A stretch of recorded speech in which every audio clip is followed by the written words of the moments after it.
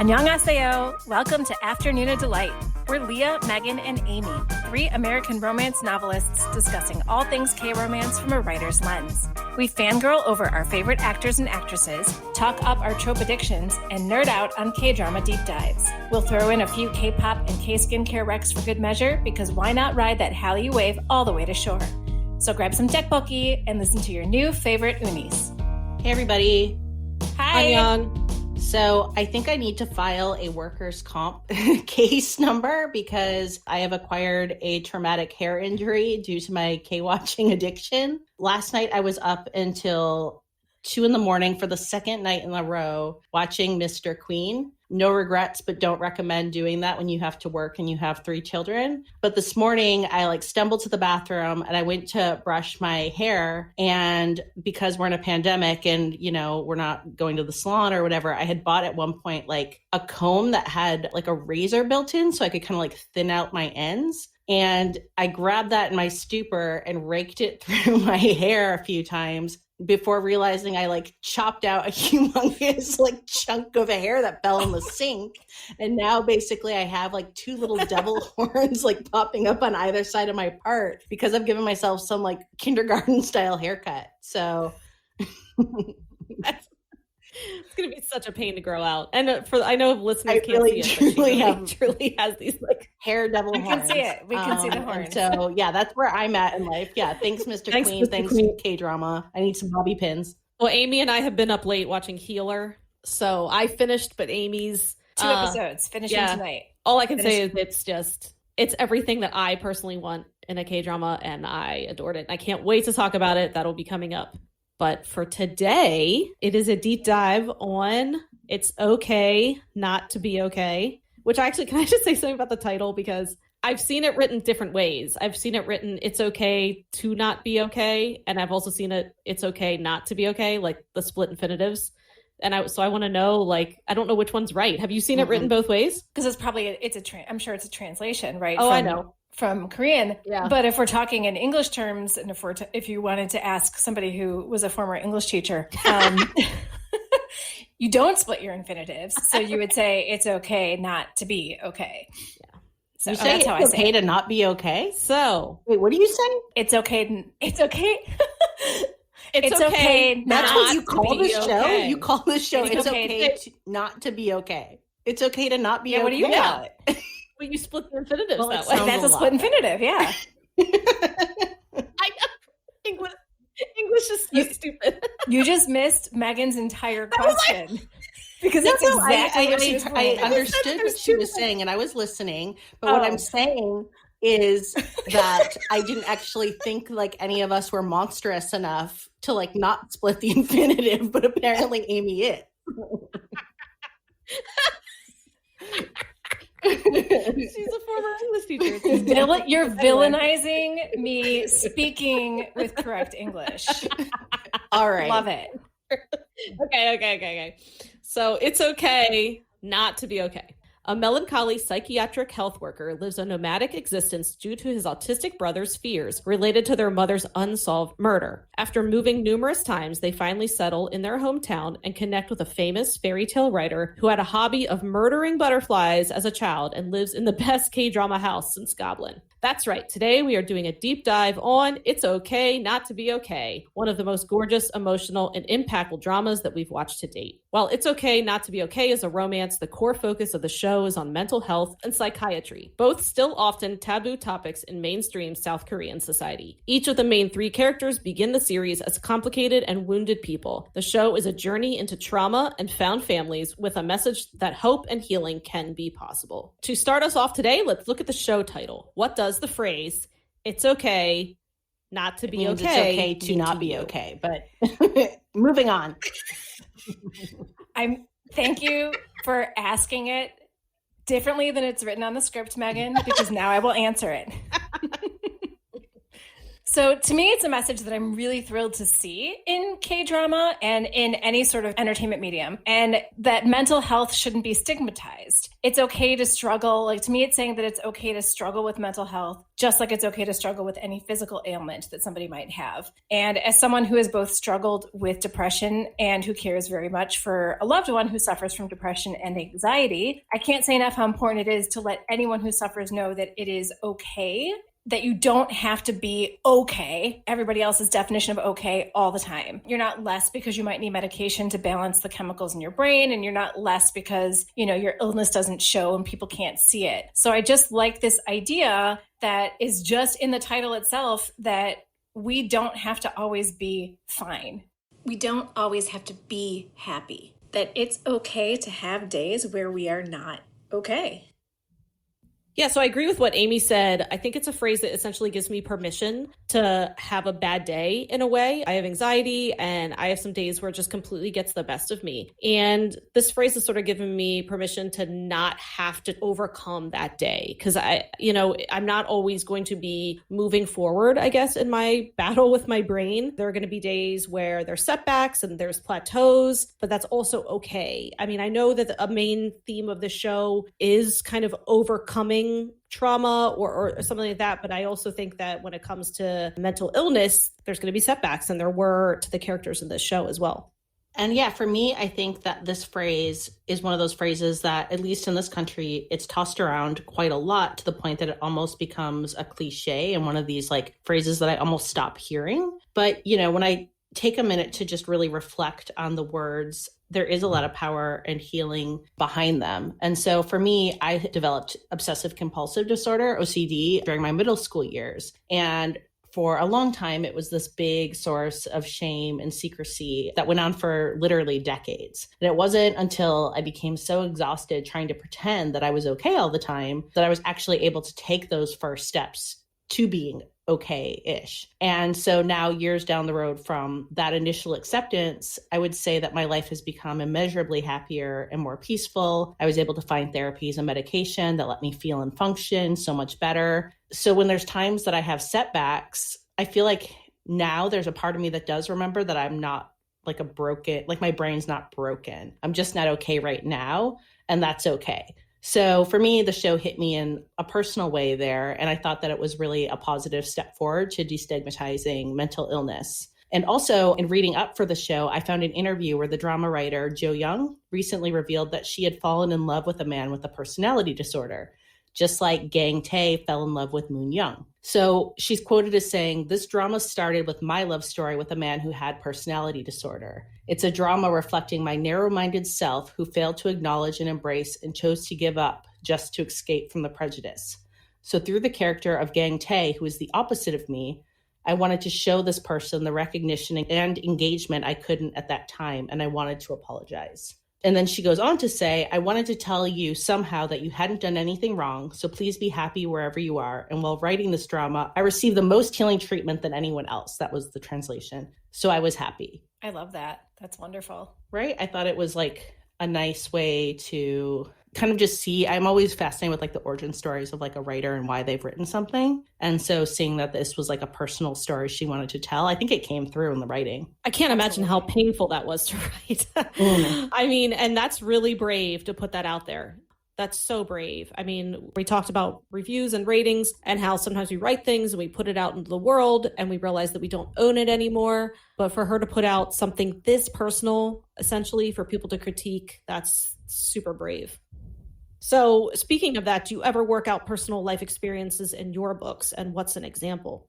I mean, at the risk of everybody wondering if everything I've ever written is autobiographical, I'm going to say yes. I think I do a lot. Never verbatim and I'm never writing my own experience, but I definitely draw from my own experience. And one of my really early books had a character, she was a college senior who was battling depression and who didn't like she stigmatized herself, and she didn't like the idea that she couldn't be okay without medication. You know, she hadn't come to terms with the idea that took me time to come to terms with in my 20s, because that's when I did have to go on medication for depression. And at first I was very resistant to it because I thought there's nothing physically wrong with me. I shouldn't need medication. We're talking 20 years ago, right? or more when we weren't as open about mental health when I was that young. And because of that, I wasn't as open to helping myself. And so I wrote a character who had that same issue. And I wrote this character, now 15, 20 years after the fact, and was able to work that out in her story to have her learn that it's okay. I feel weird that I don't mean to keep saying the show title, but it's true, that it's okay to need help in a medical fashion for a wound that you can't see, for an illness that you can't see. And that was really hard for me to accept for myself. And when I did, I was a different person once I finally realized what I needed and went on medication, and it was a whole new world. And so I gave that to my character too. And I had her see it a lot quicker than I did. I just want to say a big hell yes to medication. Yep. So yeah, I would say when I write, I don't use literal situations. I don't know why. Maybe I'm not quite brave enough yet to do that. So I don't necessarily give my characters the same struggles as me, but the way they overcome them and the discussions they have to get there is very often echoed in my own life. So a lot of times I will have a villain figure, and he or she or them doesn't necessarily stand in for a person in my life, but a lot of times the villain will stand in for a situation or any sort of thing that I want to overcome in my life. And how my characters battle that villain and the discussions they have to get there is often maybe something I wish I could do in my real life. I mean, I've worked out tons of situations in my head based on how my characters are reacting to situations in my book. It always comes back to the characters, and it's extremely therapeutic for me. So writing and medication, that's how I function. That's how I'm okay on the days that I'm okay. Yeah, I'm also a big fan of medication. And I can't remember, I feel like it was one of you or it was another writer friend, someone in my writing community that I remember one time saying something about when I was really reluctant to go on medication. I'll get to my point in a second about the show again. But it was the idea that when you go on medication and you need it, it's you moved from being on the edge of the cliff to the cliff is still there. You're just 10 or 15 feet away from the edge walking along it. And I've always thought that feels like a really good analogy. Wasn't everything was erased for me. It was just, I didn't feel like I was in danger of falling into abyss. I love that. It's instead of holding on with my fingernails, my feet are on solid ground. Totally. So yeah, just say that was you. That was you who came up with that. Because I know it was. I really don't think it was. It was another writer who told me that. Clearly it sounds like a writer, but who said that? It wasn't me, but I completely agree with it. So for me, yeah, my first book series that was published is called Off the Map. And it has a heroine who's living with OCD, obsessive compulsive disorder. And so it isn't autobiographical, but I did write it around a time that I was coming to terms with even admitting to anyone, including myself, about having this diagnosis. And it was a pretty confronting time. But it was healing in letting myself write a character who learns to feel worthy of accepting love and be seen as a person with goals and hopes and not living kind of this tragic, one-dimensional, one-note existence. And I do think that a lot of writers have a core emotional story, and it's a story that they tell over and over through many different plots. And so for me, in my books, I was reflecting on that with this question. And I think that for me, I often have an element of a main character who believes that a part of them is less than, to quote Amy, or shameful. And through the book and their hero's journey, they learn to embrace themselves as a whole self who deserves equal love and not just, the bits that people are willing to give them. Oh, I love that, Leah. All right, so let's get down to business. This episode will contain spoilers. You've been warned, so proceed with caution. We'll be looking at each of the main leads and how they contributed to a drama that we all have put in our top 3 of all time. Also, a friendly reminder to follow us on Instagram at Afternoona Delight Podcast to see all the ratings that don't make it on the show, spotlights on our recommendations, and fun and games. And as a new podcast, thank you so much for listening to us. This last month, it's meant so much to connect with you, and we look forward to growing the show to hopefully make it as fun for you as it is for us. If you could leave us a star and/or a short review wherever you listen, it will help us continue to grow our audience. Thank you. Okay, so let's get down to business and let's start with Gang Tae, who in many ways serves as the lodestone of the series to the other two main characters, his brother and love interest, who are highly reliant on his presence in their lives. While empathetic in his job as an orderly at a psychiatric hospital, Gang Tae cannot give himself love. He is racked by guilt due to complicated feelings toward his brother who has autism and shuns close relationships with anyone else. He wears masks to the world, never daring to show his true feelings to anyone. So bear with me a moment while we switch gears. I promise we are going to circle back to Gang Tae, but there is a great writer's craft book out there called The Emotional Wound Thesaurus, a writer's guide to psychological trauma by Angela Ackerman and Becca Puglisi. I hope I'm saying that correctly. And all three of us have this book. And the purpose of this book is to help writers create characters with depth who are both realistic and compelling. Crafting fictional characters is not for the faint-hearted. Writers must know them intimately, not only in the present, but in their past formative experiences. In particular, to make a fictional character appear fleshed out and real, we writers need to give them emotional wounds.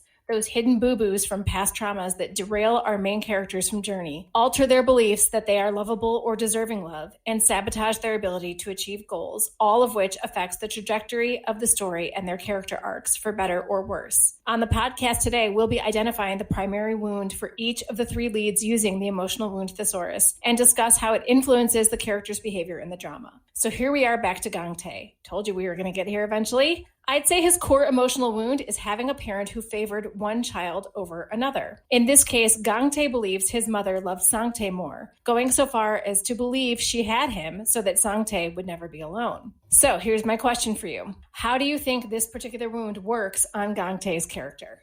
So first, I want to echo how awesome the Emotional Wound Thesaurus is. I got it from my bookcase, and I even have like a sticky note edit on the front from my last book. There is a wound flowchart, which sounds gruesome, but in the back of the Emotional Wound Thesaurus, which I have used numerous times, but basically it identifies the wound, the fear, the emotional shielding that the character has that often displays in flaws or, dysfunctional habits, and then unmet need, and all of that kind of really creates the core of your character. So anyway, no, we are not sponsored by Angela Ackerman and Becca Puglisi, but it's a fantastic book. So. Oh my gosh. Yeah. It's honestly, so I have like a whole bookshelf of craft books, and it is the one I actually pull out and use on a regular basis. So anyway, back to Gang Tae. So I find his core wound really complicated because it's not just the wound itself, but it's his reaction to it that creates an even deeper cut in Gang Tae that won't heal. He believes his mother favored Sante over him, and when she passes, he takes on some of his mother's role as a guardian over Sante in honor of her. But I believed that in his heart, he's not sure he's doing the right thing for his brother. He's not sure he's the best guardian or doing the best job. Plus, he has guilt over the time he almost didn't save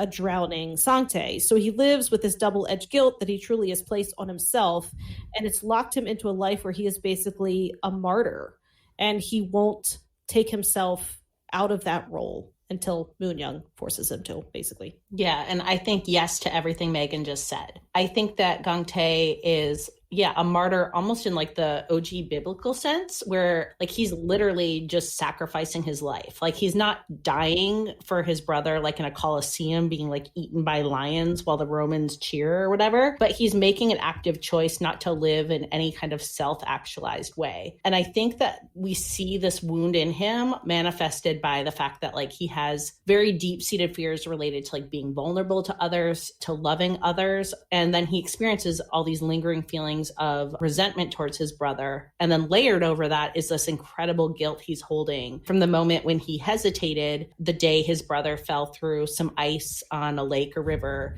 And Gang Tae had stood there watching his brother in the water, debating whether or not just to let him die, which of course, I really don't think he would have ever done. But that hesitation and the fact that he had that hesitation is something that lingers in him. Absolutely. What you're both saying. I don't think that he's never forgiven himself for that. What you said, that guilt has been what has led him to this life of martyrdom, and nothing that he does in his life is for himself. Not one thing. Even the job that he has, I mean, he's good at it, but he has his job as an orderly at a psychiatric hospital, at various psychiatric hospitals. He's good at it, but it's not what he wants to do with his life. And we don't learn this till the end, where he's like, maybe I should go to school. Maybe I should do this. And it's not until he is able to let go of the guilt and let go of the resentment. Here we go again with it's okay, and realize that it's okay to want things for himself. That doesn't make him any less of a person, and that hesitation that he had all those years ago, I think a big part of that is he has to let go of that Gangtae. That was child Gangtae, who had so many mixed feelings about his brother and his relationship with his brother and his mother because of how much attention she gave Sante and how much attention Sante needed, especially when he was younger. I love that we get to see Sante, and we'll talk about it more later, being a fully actualized adult who can take care of himself later in the drama, but Gangtae doesn't let himself see this. You know, like you're both saying, him taking on the role of his mom, he never lets himself see that Sante is an autonomous human with a life of his own. And it takes Moonyoung and his relationship with Moonyoung for that to sort of crystallize and for him to be able to let go of the other stuff and cut off his leash, as you would say. So another question. At one point in the drama, Gangtae says he puts on a fake smile for his brother, but later Sangtae mentions this is the first time he has ever seen his brother truly happy and shares that his brother cries when asleep, revealing that he knew the truth of his younger brother's suffering all along. Do you relate to Gangtae's need to pretend to be happy? So I'm like really bad at pretending. I'm terrible at it. I'm a Pisces and I'm an emotional sponge. So I often feel what other people are feeling. My husband is like a very emotionally stable person. And that's why we work, because I'm not emotionally stable. And so I feel what other people do. So I have a really, really hard time then faking happiness. And I've had to do it a few times in front of my children, but I'm not good at it. And it's extremely painful for me. And I think I would need to have some sort of like deep childhood emotional wound like Gangtae to be able to keep it up. I'm a terrible martyr. And maybe that makes me like selfish, but I just can't. I'm not very good at faking anything. I think I'm an excellent martyr, probably from growing up being Catholic, who knows? But yeah, when necessary, I think I'm very good at wearing masks. And so that's not to say that I feel like I'm a fake person or I don't have like a sense of self. But growing up how I did, and I think also like as I like was developing what during like my middle school years was like a relatively severe mental illness, I became good at mask wearing, and it was a very like protective thing for me. And I think that, you know, when you're faced with different traumas in childhood and young adulthood, it's usually way easier to put on a mask than admit to being vulnerable. And I think actually true as an adult too. But now I think I know how unhealthy it is. But for me, when I'm hit with emotional crises, it's usually my first protective instinct. My go-to is to put a mask up. So I think I'm maybe somewhere in the middle of you two. I feel a lot of things, but I don't like feeling them with an audience. That's why I love watching dramas that can make me cry, because I feel like I have an excuse to have that catharsis, but I don't like being emotionally vulnerable in front of people. And I know that's not super healthy, and it's something that I've been dealing with all my life. And I think it becomes even more prevalent when you become a parent, because I don't ever want my children to have to carry my emotional burden. I think growing up is hard enough as it is. And so, yeah, I do mask myself a lot if I'm unhappy and they're around. These days, those instances are very few and far between, and I'm happy to say that. But yeah, I do think because it was something that was so ingrained in me, and not by anyone, it just was in my nature to emote, but to want to emote in private. So yeah, that's why I can watch episode 16 of Goblin over and over again.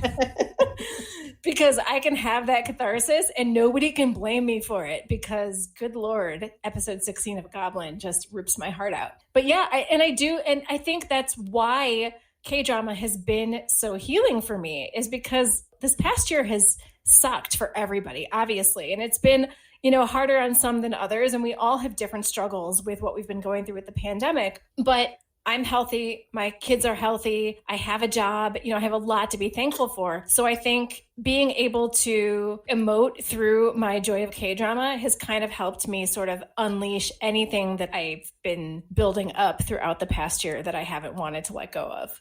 I'm a crier. Like, I've always been a crier. I was a crier as a kid. I cried in school all the time. I probably got made fun of. I don't remember. I probably repressed those memories, but I cry very easily. But it's okay to cry, you know. And I try to say it to my kid. My son can be one of those kind of repressed personalities. He can kind of like, he'll keep it all in for like a really long time until he like blows his stack. And a couple times I've had to like sit him down and be like, it's okay to like be mad and it's okay to cry. He remembers that, because I remember the one time he was crying and he's like, you told me it was okay to cry. And I said, yep, it's okay. And just like Amy and I are watching The Healer, and she'll know there's a female main character and she's speaking to a little boy. He's upset about something and he's trying to hold it in. And she says, it's okay. You can cry. And he just lets it out. And he loves that woman in like a motherly aunt way. Nuna. Yeah, Nuna. I mean, he loves her for the rest of his life. And that's one of the reasons, because she was like, it's okay. It's okay. Just let it out. It's okay to cry. I mean, sometimes I almost wish I could be a little bit more, I wish I could hide my emotions more, because I do think I kind of wear them on my sleeve. But then in a way, sometimes it's nice to just get them out and cry. And Amy's right. The crying over K-dramas can be really cathartic. I don't want to do it every single K-drama I watch. No. I need a break. That's okay, right? Like, I know, like, that's okay. And that's what we were talking, Meg and I were texting a little bit earlier about Healer, and she's done and I'm 2 episodes to go. And she already knows what she would rate it. And I'm like, well, I've got to get to the end and see how I feel. And I think about like my 2 top dramas, right now are Chloe and Goblin. And I sobbed my heart out in both of those. And I'm like, well, okay, that doesn't have to be the barometer though for whether or not I love a drama. Like, I think it's okay that I've been dry-eyed for Healer and I still love it. So I didn't cry at all. And I kind of was like really happy about it. I was like, I just want to enjoy a drama for 20 episodes that doesn't make me cry. And it was great. Okay. So next question. Thoughts on Kim Soo-hyun's performance, and share a favorite scene. Yeah, so he was wonderful in this role. I mean, the 3 of us talked about him so much. He's ethereal to look at, and he nailed the repressed caregiver so well. I love seeing his evolution, as his character was basically broken down and then built back up. It was like this show was like basic, like military basic training for Gante. How I have friends that have been to basic training and they say like that's what they do. They break you down and build you back up. And I feel like that is what happened. He was almost had like a childlike innocence at the end, because he was like learning how to like be an actual person. I think my favorite scenes are when he would let go, like he would finally either get angry. Usually it was like getting angry, and he would just kind of unleash, and you could tell it was almost like this like release for him, and then he'd almost get like giddy. Like the scene where he punched the one patient's abusive ex-husband, because the husband actually hurt Moon Young, and he punched him, and he got a suspension. He was going to get sued, and he just kind of looks at Moon Young, and he has this like almost like this weird, like giddy, happy look on his face. And he's like, I might be getting sued. Let's go on a trip. Like, he's just like, That was awesome. I loved that. Yeah, I really loved how because that was a very distinct kind of happy that he had to hit. You know what I'm saying? And yeah, like his facial expression was just really on point, that it literally did look like he had just like unleashed something, or, you know what I mean? Took a load off. Yeah, I feel like in some ways, like, even though they're very different characters and very different performances, it reminds me a little bit of like how Lee Dong-wook handled being the Reaper, of like being like a very buttoned down character who doesn't like emote much. But I think that in It's Okay to Not Be Okay, yeah, like in many ways, Gong Tae's character I felt like was incredibly like repressed and shut down in many ways. And so as he starts to open up, or when he does have these bigger explosions of feelings, like they just have so much impact. And I love lots of scenes, but I was thinking about it, and like one little like section that got to me a lot in the show that I've thought about since is the night that he gives Mangtae, the stuffed creature, to Moon Young. And he's tipsy, which happens a few times in the show. I would argue that he uses alcohol as a coping mechanism. And so he's at her beautiful, gothic, creepy mansion, and he's like, close your eyes. And she puckers up thinking, she's going to get a crack to smooch on those perfect lips. And instead he hands her this tiny little monster and tells her how it collects nightmares in his little felt basket that he's holding, and he eats them up. And so Moon Young, being so incredibly like empathetic and, kind, is like basically like, WTF is this piece of crap that you just gave me? But then he talks about how he made it, and it's the fictional brother to him and Sante, and you can see she's really touched, and so was I. But then the scene kind of goes on to like, it pivots to he's still drunk, and he goes upstairs and gets into bed with his brother, and his brother's all like, "You, David," basically, because he smells like alcohol and he's, you know, being ridiculous and silly. You know, Gangtae starts being like, "Let's go eat like jampong," which is like a spicy noodle soup at that place we used to go to because mom took you there because you liked it. And Sangtae basically is like, "Yeah, no, we always went there because you liked it." And Gangtae, still drunk and like tipsy in this little single bed, kind of like rolls back and has this flashback of eating jampong with his mom and brother and realizes that they were clearly there because he, Gangtae, liked it. And then at the end, they like leave the shop and it's raining and the mom starts to walk off with the umbrella, kind of doting on Sangtae. And you see little baby Gangtae, you know, he's like 10 or something. And he's standing there getting wet like a little Eeyore. And his mom, well, he does. He's standing there. I like went back and watched the scene. He's got this like sad face. And his mom and his brother stop and are basically like, "What are you doing? Like, get under here and get under the umbrella." And then like he gets between them and he's so happy and his brother's like doting at, like he's being doted on for once by his mom and his brother. Then the camera, it goes back to present day. Gangtae's laying in this little bed, still kind of drunk. And there's this close-in shot to his face. And I mean, like he's such a good actor. And you just see like so much longing and pain, but also this realization that like there's an unreliable aspect to some of his like painful memories and like that core wound. And I feel like just in like 3 minutes of showtime, we see this whole big picture of Gangtae from being this like earnest protector that wants to help others to being like kind of silly to being like broken and then having this like glimmer of healing. And I felt like it was subtle and genius and it just happened like in this one little like collection of scenes and it was really nice. I loved that. I loved that scene. And I loved, because that was the second time that we saw the jampong scene and the umbrella, because the first time that we see that, we don't see the part where his mom turns around and says, "Gangtae, come on, get under the umbrella." And all he remembers is that she walked off with Sangtae. And that, like you said, that was unreliable. His own memories are playing tricks on him because he was remembering everything that he thought was so painful and realizing that everything that happened when he was younger wasn't exactly as he thought. And so I thought that was really, really a sweet memory and really emotional. And like you said, in such a short part of the drama. Having an unreliable narrator is a really creative technique that writers use all the time. I mean, The Girl on the Train is a pretty classic example of an unreliable narrator book. And that scene just shows that's exactly what that was. Is his memories were not necessarily accurate and they were almost biased in a way, and he had to try to remember them a little bit more objectively. But then how do you do that? You know, they're your own memories. Right. And as far as my favorite scene, I wanted to say everything because every time that Kim Soo-hyun's on screen, I'm absolutely enthralled. And especially if there's a close-up on his lips, those enthrall me even more.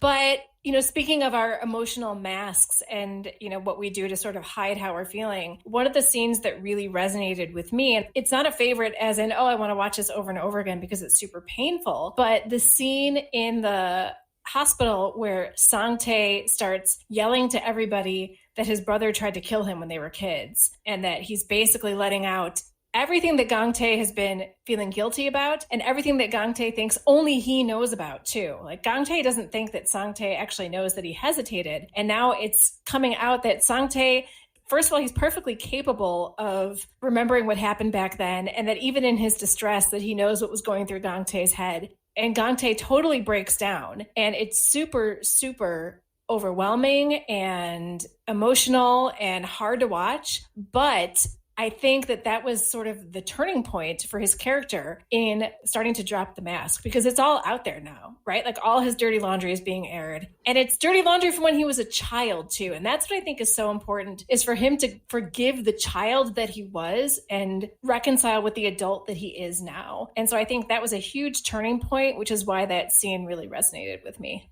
Yeah, I like how you keep going back to like that child as like, you know, a character, and because very much like our inner children, like I feel like this is like a therapy show somehow, but like, you know, like they're still there with us, like walking beside us and being able to like forgive yourself as like a small child for things. I mean, yeah. Oh gosh, seriously. I have wounds from middle school that I'll never forget, you know? Oh, middle school. Oh God. Oh man, I used to get nosebleeds all the time. Do you know what that's like in middle school? Just no, sit but at the desk and your nose starts bleeding. Do you know how terrible that is? Were you studying too hard like a character in a K-drama? Working too hard? No, I just get random. No, but I know what it's like to be a teacher with a student who has that happen. So I've been on that end of it. God, the worst. I was like the girl with nosebleeds. I mean, no one wants to be the girl with nosebleeds. My sister was, and I used to call her Bloody Mary, so I apologize. I was a big sister. I was mean. But yeah, right. And then just a fun fact to close it out is I also saw that It's Okay Not. I'm just going to say it like I want to say it, and I don't care, Amy. Do it. It's Okay to Not Be Okay isn't the first time that Kim Soo-hyun and Seo Ye-ji worked together. Pop on YouTube and put in Peitzel, Pietzel, pudding, and then Kim Soo-hyun. And you are going to pull up a pudding commercial from 2015, which is the first time these two actors apparently worked together. And you won't be sorry. They make sweet, sweet pudding magic together. I want Peitzel pudding like you would not believe. I also think this drama is the first drama he was in after being released from the military, his military service as well. This was the first drama he picked as like his comeback. Good choice, Kim Soo-hyun. And now it's time for our favorite part of our show, the K recommendation of the week.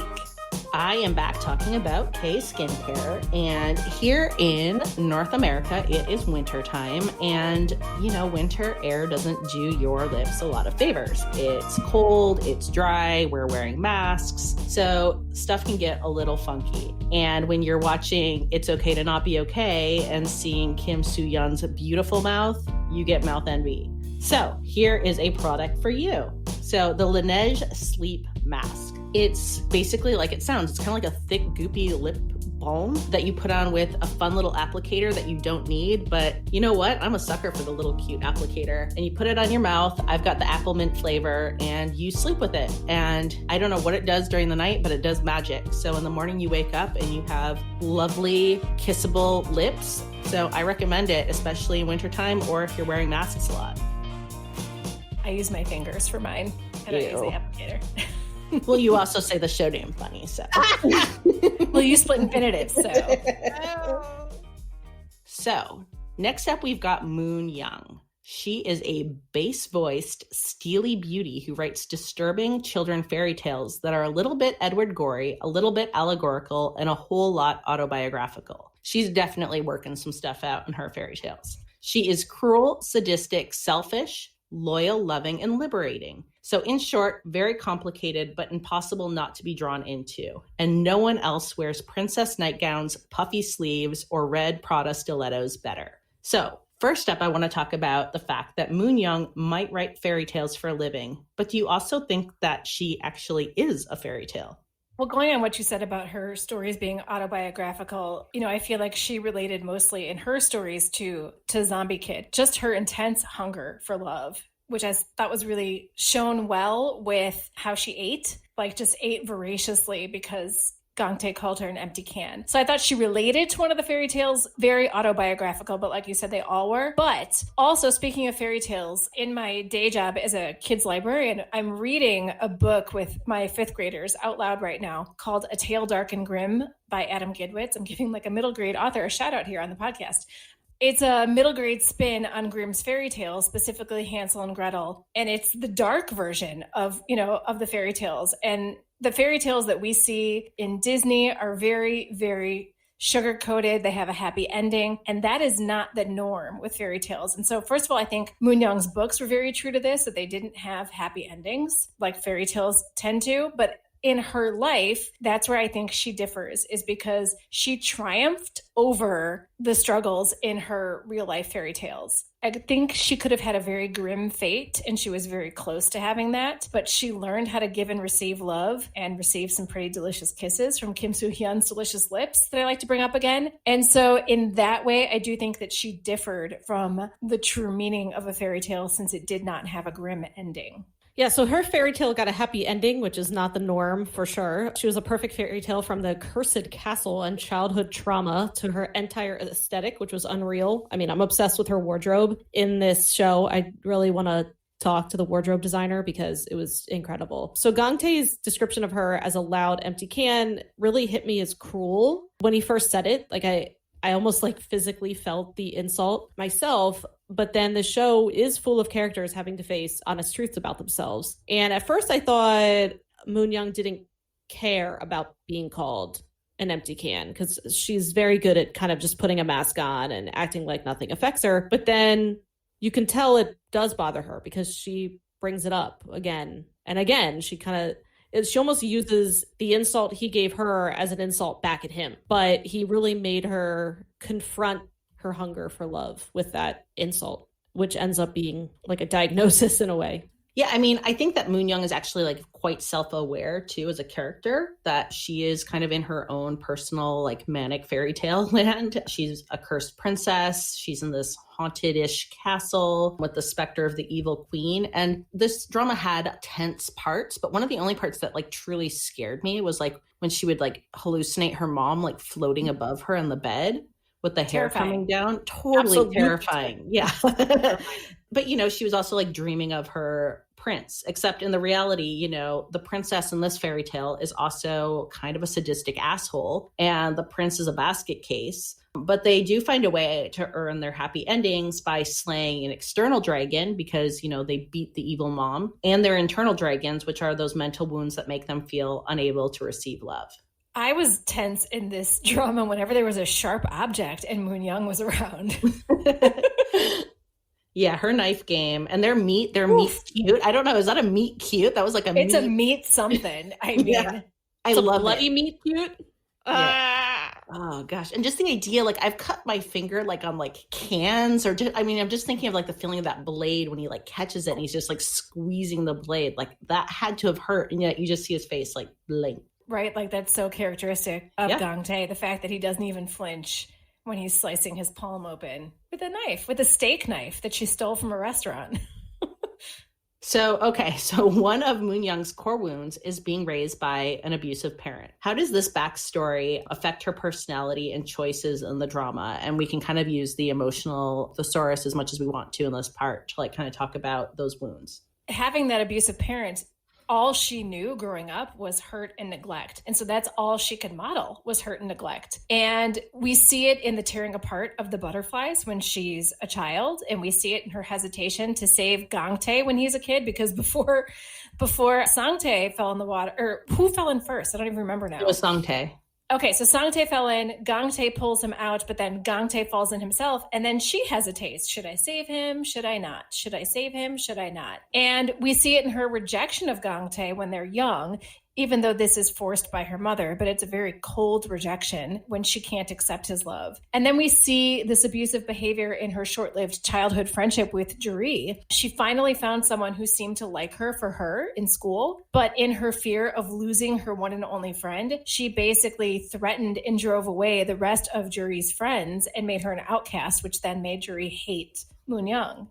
And now as an adult, the people who care for her seem only to do so because she makes them money. And so it's not until she comes across Gangtae and Sante as adults that she begins to see what love truly is. Because at first, Gangtae wants nothing to do with her because he does see her as that, you know, cruel empty can type thing. But as he starts to realize why she's like that and he pulls her closer, then it becomes very hard for her, I think, because now she's receiving love and she doesn't know how to receive it. And so it does take her that, you know, those full sort of 16 episodes to learn how to recognize love when it's real and to accept it and receive it. I think all of that comes from this hurt and neglect of how she was raised. Yeah, so I'm actually looking in the emotional wound thesaurus right now. And so one of the wounds is living with an abusive caregiver.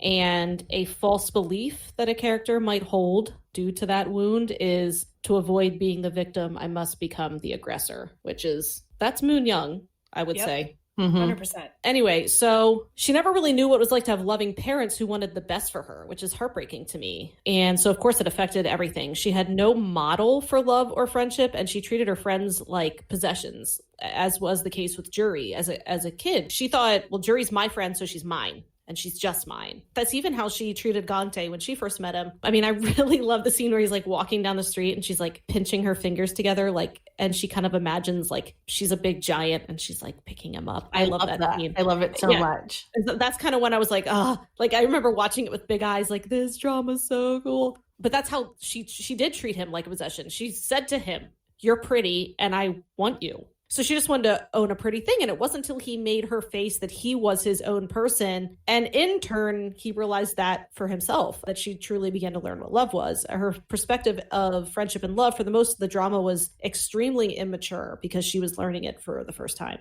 Yeah, I think that given her past, she has a deep-seated fear in relying on anyone. And for her, she kind of equates like love as a weapon. And to protect herself, she hits out first, which is quite common in people who've been, hurt a lot before. So she's cruel, hostile, irrational, manipulative, and needy. And that's all like her shadow self. But as she becomes more and more self-actualized during like her hero's journey through the drama, I think she becomes, she's always observant, but I feel like she becomes kind of like more altruistically observant. So she's not looking around like assessing to like her own game, but she's like having like empathetic observations. And I feel like she's protective and can be quite generous. So at the end, I don't think she's like transformed into a likable person. I very much think she's not. I like her, but I don't think she's like, she's still Moon Young. Yeah, Moon Young. That was actually one of my favorite things. That was actually one of my favorite things about this drama is by the end, she was still Moon Young. Like she's still probably going to take a knife out.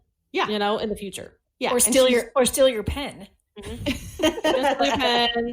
She's going to steal your little weird sleep thing, from the therapist's office. She's definitely going to eat bloody steak. She's definitely going to be high maintenance. But I think that she finds healing in realizing that Gangtae is a person who needs support. But to give it and to like really authentically be there for him, she has to make herself vulnerable enough to receive that back from him, which I think is the basis of like a healthy functioning relationship, actually. So Moon Young is a fairy tale writer. And which of her fairy tales resonated with you the most and why?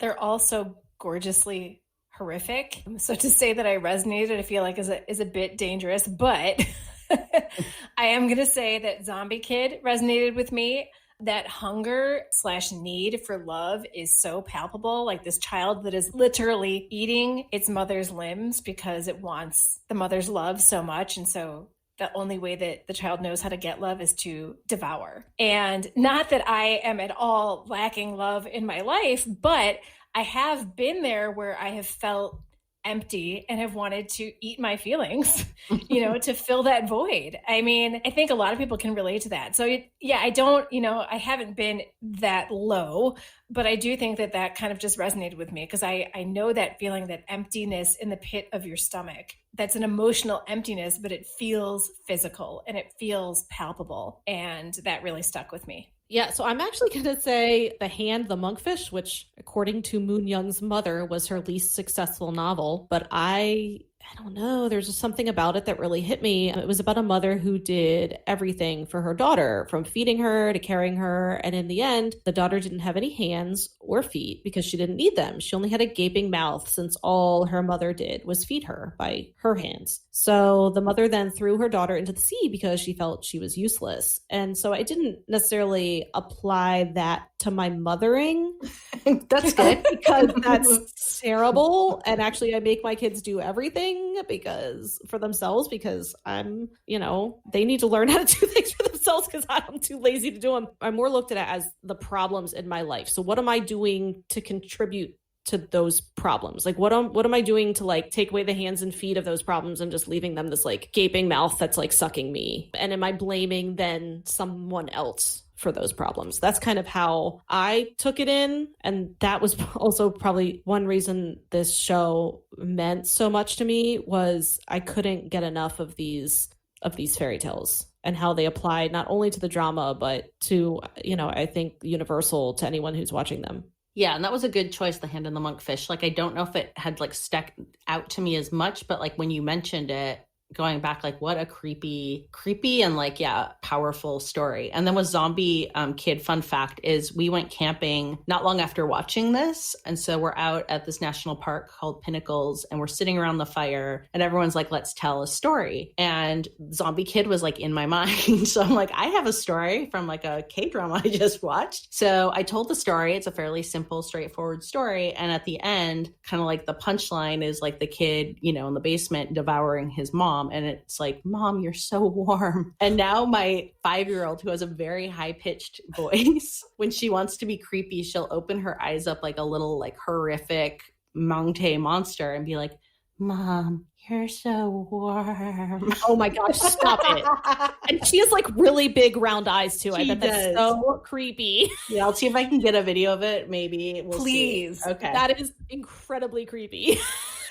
But I'm going to go with Finding the Real Face, which is the fairy tale that closes out the show. And, you know, maybe a little bit on the nose, but it does a great job of summing up the entire 16-episode emotional roller coaster with the idea that, you know, once upon a time, there were these 3 people who had their real faces stolen by the Shadow Witch. And so in the course of the fairy tale, they learned that what the Shadow Witch has stolen from them was not actually their true faces, but their courage to find happiness. So it represents to me like the triumph, not only over the evil mom, but also mental illness. Not that they're magically healed, but remembering basically that like mental illness sometimes lies and pretends like, you know, it's taking your true face, but it can't do that. It can take away your courage, but it can't actually like take away like who you are as a core person. So yeah, I thought it was nice, and I kind of appreciated too. I like, you know, sometimes when there's like a clean little like bow on the end of something, and I felt like that fairy tale really like put a bow on the end of that drama. I want to buy the books. I do too, and they're for sale. They're in Korean, but you can get them somewhere. Like I've seen them for sale. I have too. More than one merchant, so I think I need to get them. So Moon Young serves fierce looks the entire show. Her outfits and styling also evolve as her character changes. What's a look that sticks with you and why?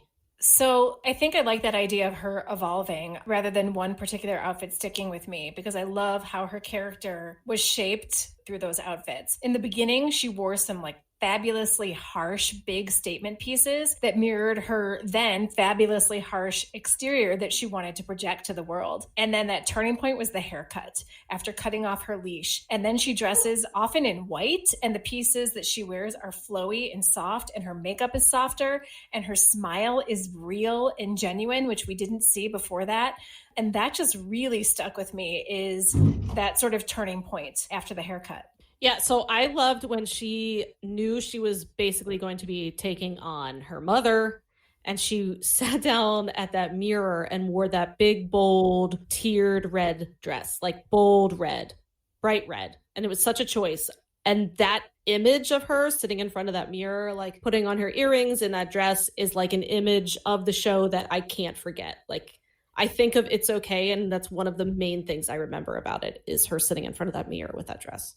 She really did like the tiered dresses, like, you know, so many tiered dresses. So yeah, for me, it was the tiered white ruffly dress she wore in their family photo. I love that family photo moment. And it looked like happy and whimsical. And even though she wasn't finished with her arc, like, you know, it wasn't the very end of the show, I felt like it was a real nod to like who she was craving to be internally. And the actress Seo Ye-ji crushed this role, in my opinion. So what's a highlight for you and how she played Ko Moon Young? So in the beginning, when I first started watching this, I was like, okay, she's a sociopath. Like, how is this going to be a romance? And she was scary, and she scared me a lot. And I didn't think that she could emote. So when you get to see her cry, and it comes slowly, we see, you know, a little bit of tears. And then finally, when she does start opening herself up to love from Gangtae and Sante, because there's that found family relationship there, when we really get to see her emote, that blew me away, because the way that she played the character in the beginning, I was like, I can't imagine this person crying, and I can't imagine this person smiling. And so the fact that we saw that come full circle, and we saw that full evolution of the character, I was pretty astounded that an actress was able to do that. The thing that stuck out to me was she had 2 different smiles, and we've kind of talked about this a little bit. She had the cold, kind of fake one that that was like the beginning of the show, and that's all she did. And I would even say it was a very like minor smile. It was a little creepy. But then when after her haircut, then she had this like genuine smile, and those smiles cut me really deep because they were completely different, and she had to know her character so well and really feel those emotions to make those smiles so distinct. Yeah, I love that we're talking about the smile and that it struck a chord with all of us. It makes me think a little bit of like Gia from Tale of the Nine-Tailed, who had her normal human smile, and then when Amugi took her over and she got the creepy Amugi smile. Yeah. Anytime we can bring up Amugi, we're going to. if I can throw in Amugi, I'm throwing in Amugi. I think about Amugi every day. But yeah, when you see that first real like unguarded smile, it's like her real face comes out from behind that mask. And I loved how at the very end, they're sitting out by the little campfire and she tells Sante that she loves him and is like, look, I'm not pretending. I really mean it. And it's not a big smile, but it's an honest smile. And in that moment, I really felt that despite everything, they were going to have a well-earned happily ever after. So now we're going to be discussing Sante. A 30-something man on the autism spectrum is a major driver of the plot of the series. While he often serves as an intermediary in the stormy romance between his repressed, resentful younger brother and the rich, high-maintenance fairy tale author, that's not all. During the course of the drama, Sante grows from a discontented, frustrated dependent of his younger brother into an independent, professional book illustrator and Hyun, or older brother, which is a social rank that is important and meaningful in Korean culture. So, Sante's emotional wound is witnessing the murder of his mother. What were ways the show unpacked this wound, and how did it separate that from the fact his character is a person with autism, which is not a mental illness?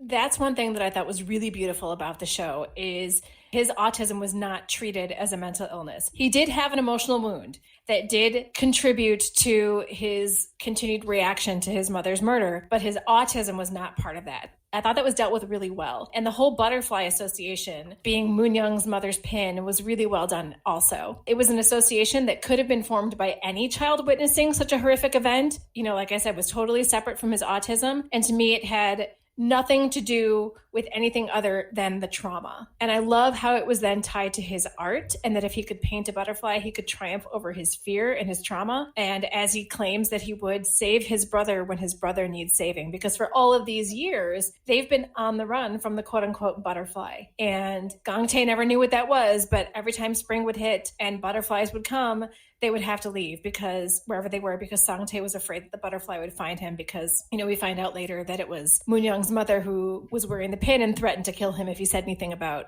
her murdering their mom. So yeah, I really loved that his trauma was completely separate from the autism, and it was treated in such a way that I think anybody who experienced that trauma could have reacted.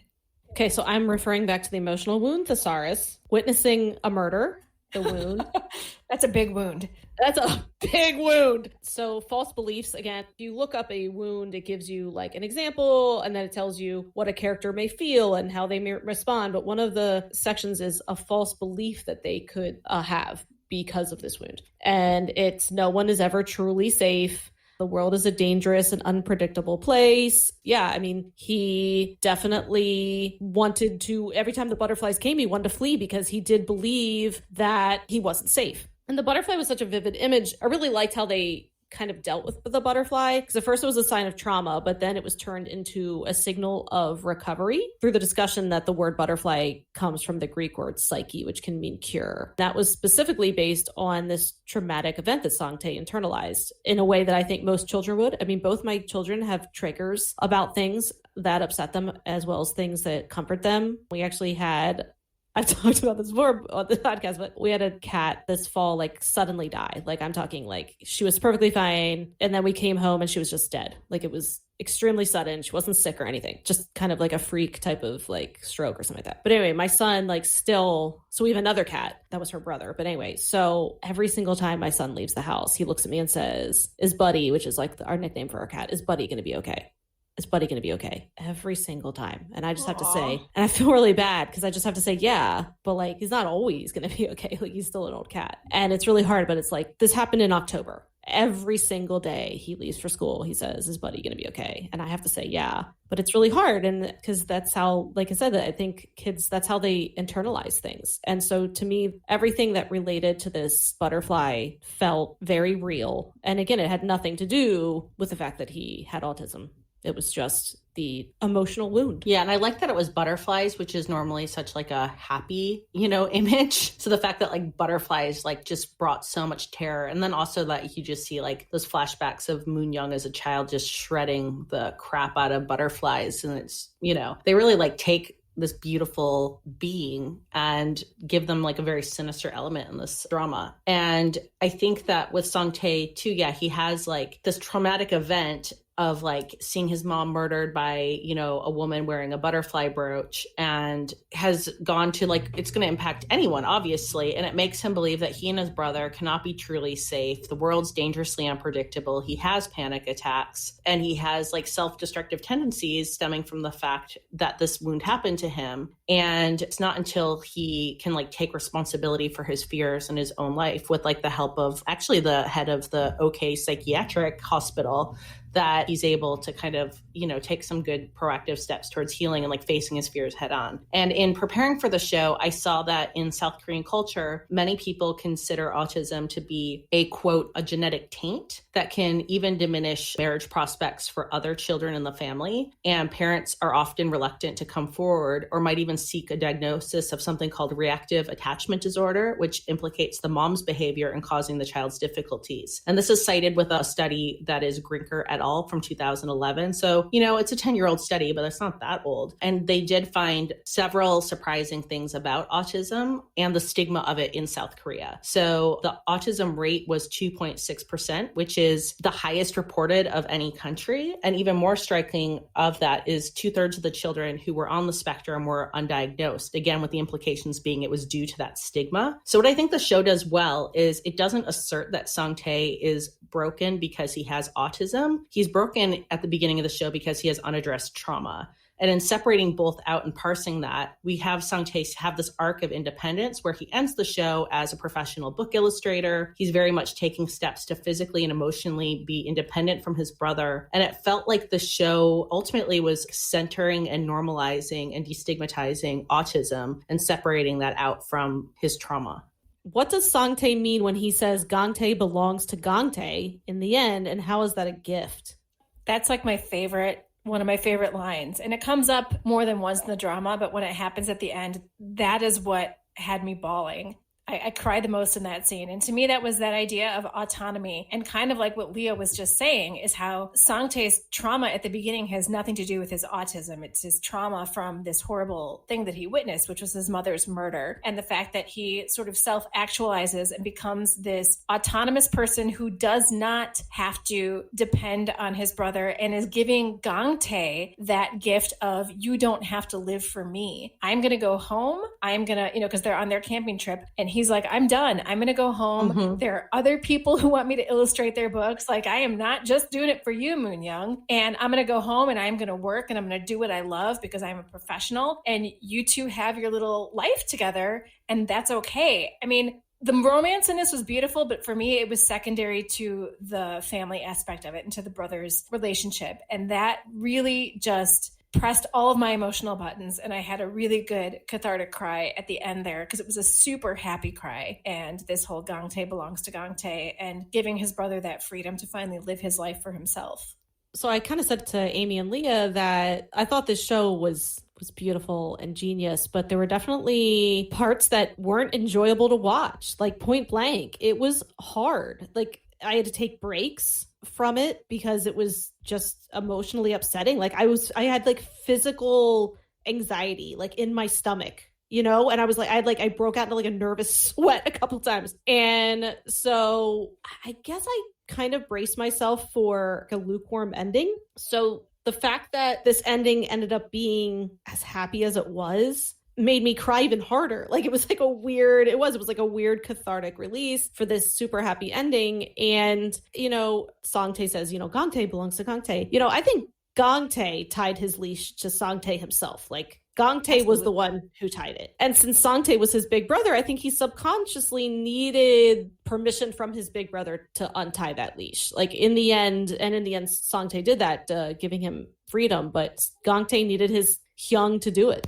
Yeah, I think, I don't have too much more to add than that. I feel like we see in flashbacks Gangtae earlier in the drama shouting to his mom during an episode where, he's over, helping look after his brother and things and yelling that Gangtae belongs to Gangtae. And it's obviously a painful memory that gives him guilt and causes him stress. And so later when they flip it and have it basically be like Gangtae again, like going back to his brother, like, won't you need me? It's like the end of the codependency when Sangtae's response is Moongante belongs to Moongante. And I feel like it closes out kind of what we saw earlier too, when, that was obviously like something from his childhood too. So I felt like there was like forgiveness. And yeah, ultimately it was, it was a love story between Moonyoung and Gangtae, but it was really a love story between the two brothers.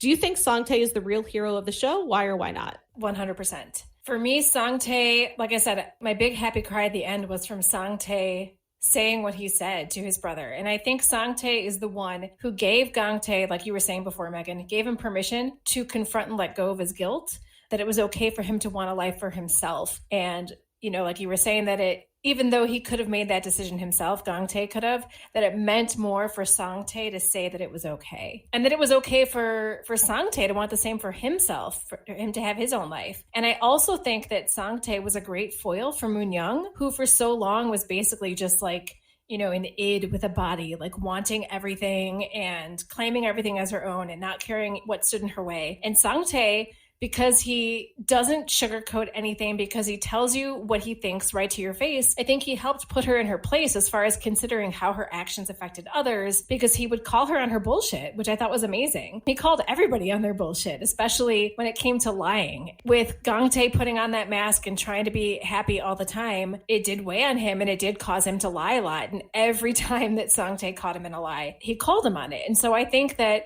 yeah, absolutely, he was a big catalyst for the change that came about in all the characters. While all the characters had their own stories, I think that it wouldn't have been the same without Sante. Yeah, I think that all the leads in the drama had like their own hero's journey. But for me, the one that will always have the most lasting impact from this drama will be Sante. I feel like that's a character that's going to stay with me forever. Yeah, I mean, they were all heroes of their own story, but I do think Sante was the hero of the show. I mean, a lot of the plot hinged on him. It hinged on his memories, the butterflies, Gangtae's evolution. So yeah, Sangtae had agency, goals, and dreams, and he loved his brother, and he forced Moonyoung to open up. So, I mean, in the end, he saved them all, and he solved the mystery of who killed their mom. So, Oh Jung-se was amazing in this role. What was a favorite Sangtae scene?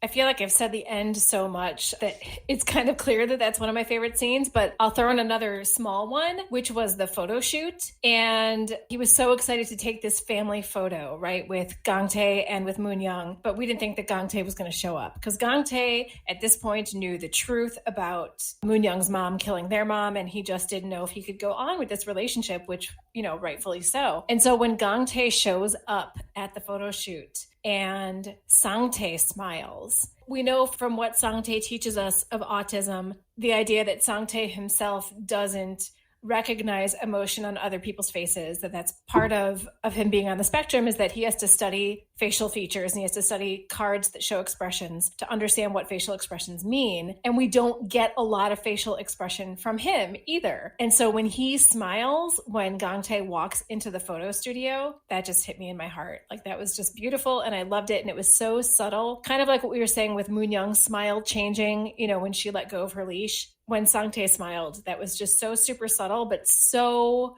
moving and so impressive the way the actor did it.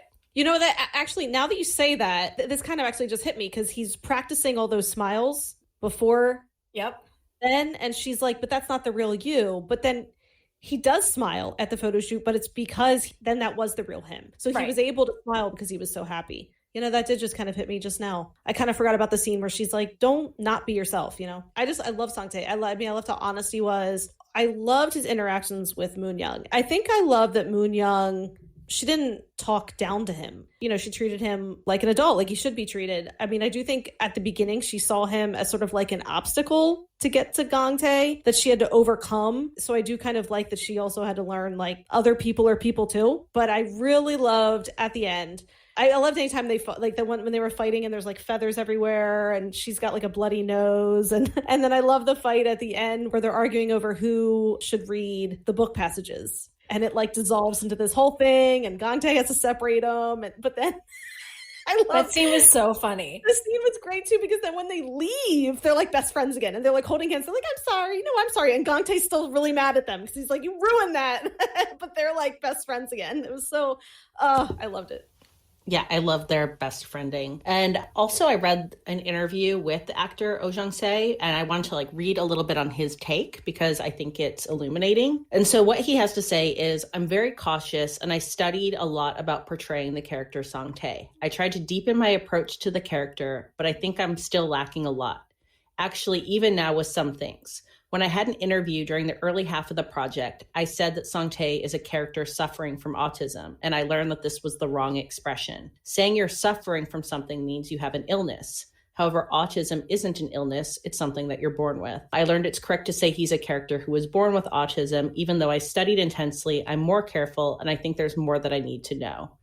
So for me, I felt like I appreciated that take that I read about in the quote and the fact that he learned from making a mistake. And Oh Jung-se is not autistic. And I'm not going to make any calls here about like if his rep was, you know, on point or whether roles like this should or should not be played by, you know, autistic people as like an own voices. But I think he was transformative in this role to the point that in watching Touch Your Heart, it actually took me a couple of episodes to realize it was the same actor. I was like, I know I've seen him. And then all of a sudden I was like, oh my gosh, like that's Oh Jung-se again, who was again fabulous in Touch Your Heart. And I feel like he has a real sensitivity in the portrayal, and the performance was really nuanced and heartfelt. And again, I love the butterfly phobia part with this character and working with the doctor at the psychiatric hospital and how like those butterflies are psyche and psyche represents healings, and that he didn't want to like paint them on the mural. And at the end, he overcomes his fears and starts to practice drawing them. And I just felt like from a cognitive behavioral standpoint, on dealing with trauma, it was legit and it checked out, and I thought it was really powerful. So we have some final discussion questions. So the mom as the villain, what did you guys think about that? Honestly, for me, this was what, in our super rigorous rating system, this is what dropped it down for me from a 5 to a 4.5. And it was only because in a drama that dealt with mental illness and trauma the whole way through, she was very one-dimensional to me. She was just bad. I'm sure there's a reason behind it, right? Anybody who does what she did, I'm sure that there is a reason behind it and some sort of emotional wound from the emotional wound Thesaurus, but we didn't get that in this story. And so that, to me, was a little bit of a letdown. I feel like it was the one note, and it was the same for me. Like it took it from a 5 to a 4.5 for me as well, because, you know, I did appreciate some of like the over the top, like, you know, got the plastic surgery, the red herring is the villain is there the whole time, blah, blah, blah. Like, you know, that was fun. I was willing to go with all of that. But the fact that like, yeah, her motivations came from obviously like a very tormented place. And for a show that dealt with mental health, it's not that I wanted to excuse her being a villain. I just wanted there to be some context. Instead, I just felt like it was like Dr. Frickin' Evil. Yeah, I mean, at the end even, I thought there would maybe be some point where like she would kind of break, but she kind of like remained this like a little bit of an evil caricature. Yeah, just laughing maniacally in the police car at the end. Right. And I don't mind just like a maniacal villain, like, but in this show, it felt off because it didn't seem to match. Yeah. Everything had so much nuance. And then we just had say, this like very one-dimensional character. Yeah. So it kind of just stuck out. Right. So do we have another Gia situation from Tale of the Nine-Tailed? Because who brings the Moon Brothers? I feel like this has to be a whole show talking about children who raise themselves in K-dramas, because it's showing up a hell of a lot. Yeah, I feel like, you know what? Yeah, I think they did. I think they escaped. And I don't know. I mean, they started working and paying their taxes and whatevs from like the age of 10, I guess. I don't know. It's all about the taxes. Really, I mean, it is. It's all about the taxes and like taxes and parent-teacher conferences. Like, who's doing it? I was doing parent-teacher. Okay, here's a very important question. Why didn't that screaming deer get a credit? So Megan and I were talking, we got into the recording before you, Leah, and we were talking about, like, I feel like it's the song, like, What Did the Fox Say? Like, what sound does a deer make? Because, okay, I have sadly hit a deer in the road before, and I guarantee it was a traumatic experience, and I don't want anybody to ever go through that, and I'm glad that I survived it, and I think the deer might have, because it scampered away after I hit it, but it did not stand in the middle of the road and scream at me. I don't think it's real. Yeah, I was saying, these are flight animals. Like, they do not they are not aggressive. They are scared of, like, a leaf crunching. And so I live in Pennsylvania, which is full of white-tailed deer. I mean, we have, the hunting season. I mean, they are everywhere, and they do not make this sound. Like, I thought maybe I was crazy. I actually, I Googled it. I went on YouTube. And listened to videos of deer grunts. But regardless of that, I don't care. I loved it because I loved her screaming back at the deer, and I love the gong tail. And honestly, I don't know if I can say this on the show. I'm going to just say it. Trigger warning that I might use a swear word, but I don't have a better one for it. Like, the deer was a total cock blocker. Like, they'd go in and for the kiss, and the deer was like, yeah, oh yeah. And it had those round mouth. It was like, I don't know. Maybe South Korean deer are just a different breed. Well, we have a lot of deer here too, and yeah, they're definitely not screaming, some low, deep grunts, but that was amazing. This is out of left field, but the other thing that needed a show credit was our hero's lips. I mean, come on. They're just you call them pillows? Little, They are. I just want to poke them. Poke them. I want to take my little lip application, Laniege lip applicator, and put the lip. I'm just gonna stop. It's Hyun, come here. Let me give you a lip mask. Sweet dreams. Okay, dang. Thoughts on the original soundtrack? Oh man. In Silence by Janet Suh, that, I think of all the dramas, and I love the Goblin soundtrack, and I love the Chloe soundtrack, but I don't think any song has hit me like that one. And I could listen to it over and over again. It's gorgeous. It's haunting. Yeah, I feel all of the feels that I felt while I was watching the drama whenever I hear that song.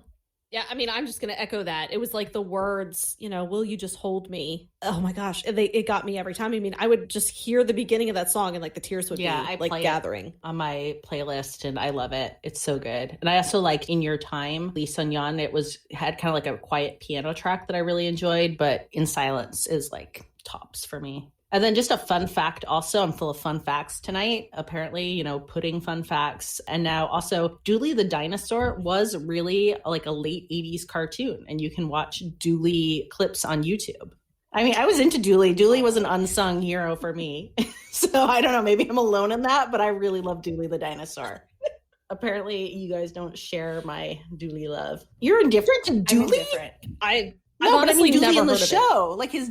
Of course, yeah, in the show. I mean, I love that Sante loved the show, and I love that he loved dinosaurs, and that he had dinosaur bedding, and that he wore dinosaur clothes. But I mean, I'm okay whether Julie was there or not. I felt like I was connecting with the drama more by watching some Dooley cartoons on my lunch break. So I don't know. I thought it looked kind of weird. I don't know. It was old in the 80s, like you were saying. But I was going to say, spoiler alert is that Leah has not been up till 2 a.m. watching Mr. Queen. It's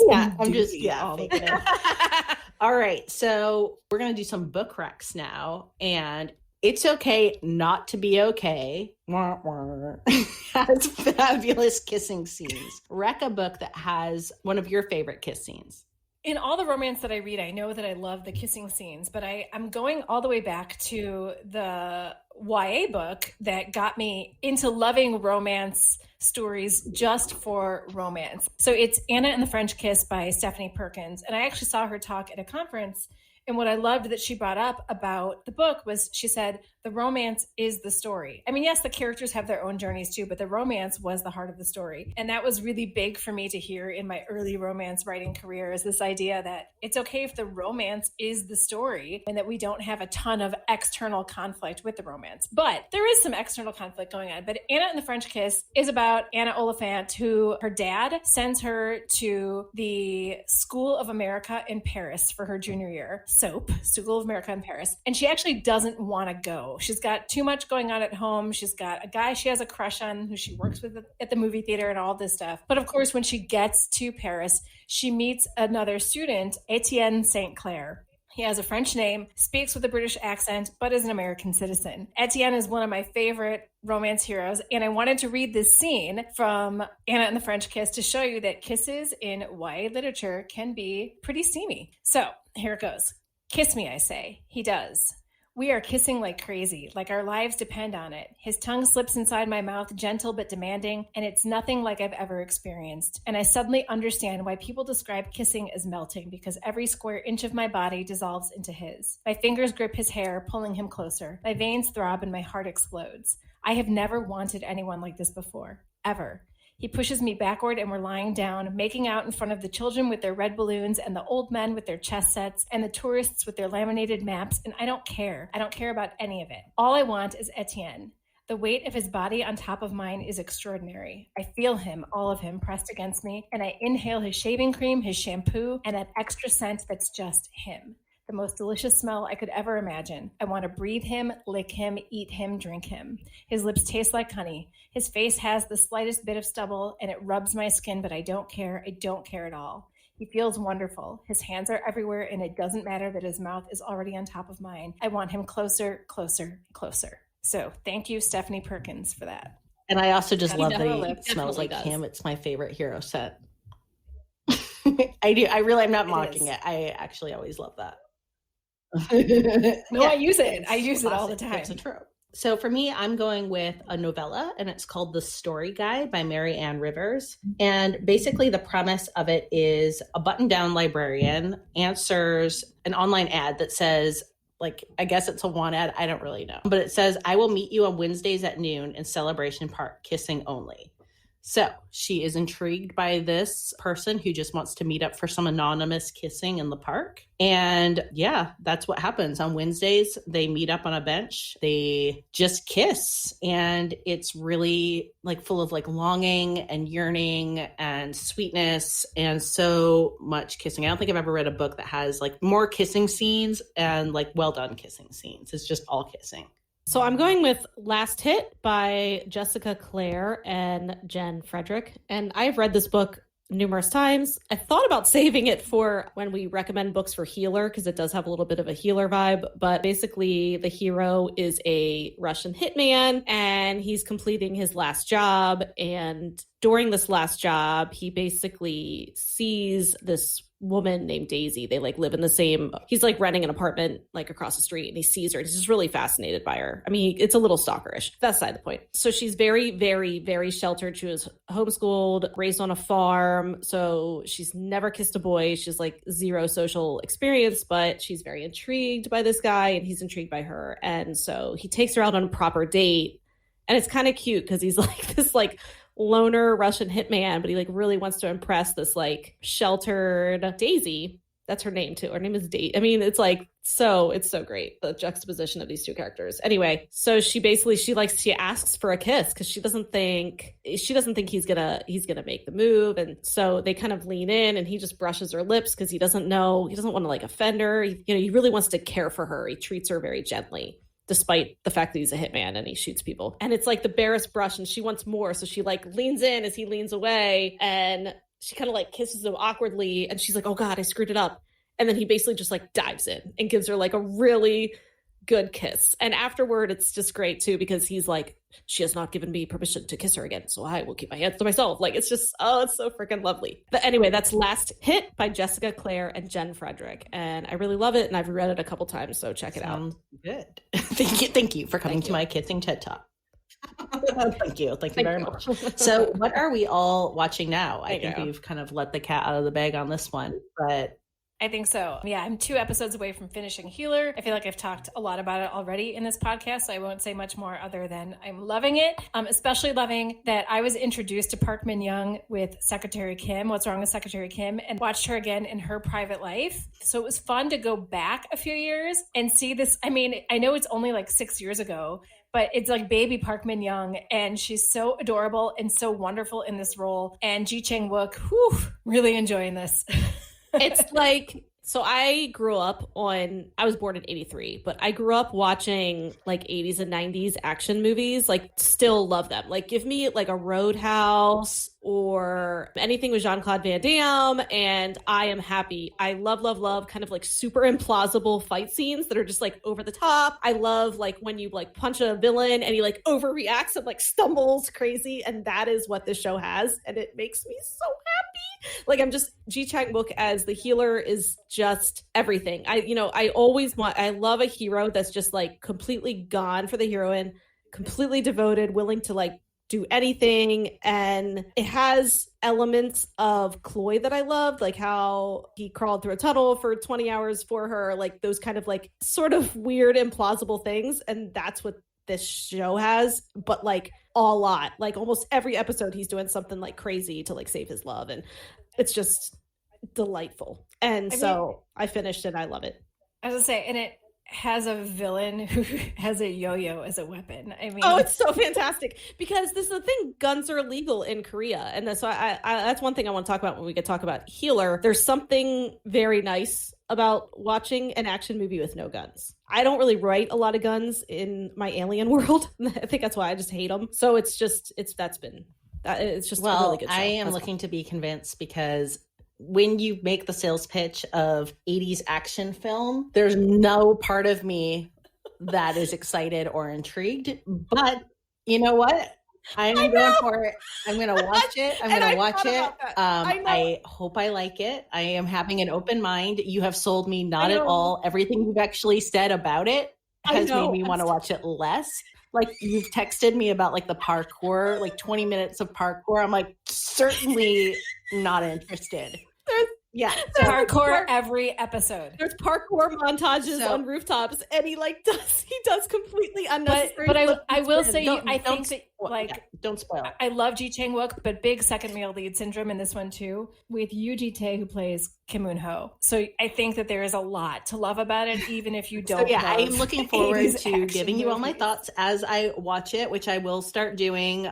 Unfortunately or fortunately, we shall see after I finish Mr. Queen. Mr. Queen, I felt like Vicky just like was like, you know what? I am not going to leave you the F alone until you watch goddamn Mr. Queen.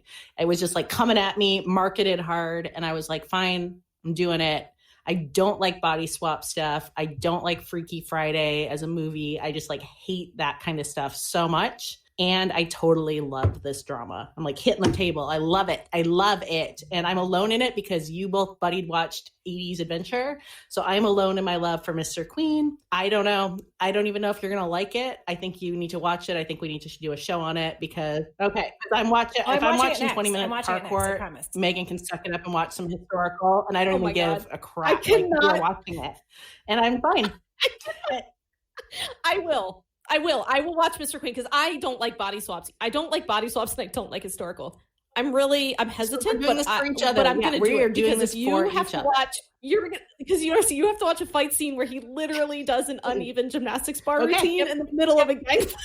And so, Megan, what I will say with Mr. Queen is all you talk about is how you love bonkers. This show brings some bonkers, and I like it, and it's more heartfelt than I expected. And I will say that Kim Jong-hyun, who was the second male lead in Chloe, I mean, I'm not gonna like try to bring my thirst game to the show much, but like I love it. And I've realized that Joseon like dynasty clothing and aesthetic is my love language. Like give me the gut and the bun and like the beads down the side, and I'm like, it's like a moment for me. So like I'm having like a moment of self-discovery in all of this as well, and just take that with a grain of salt.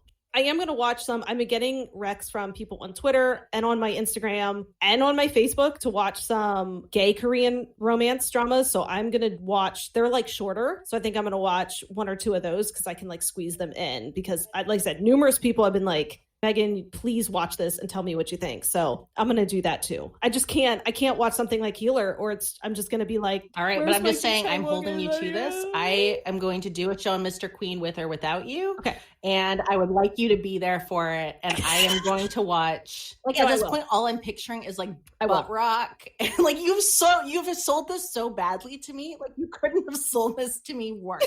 So I look forward to coming with.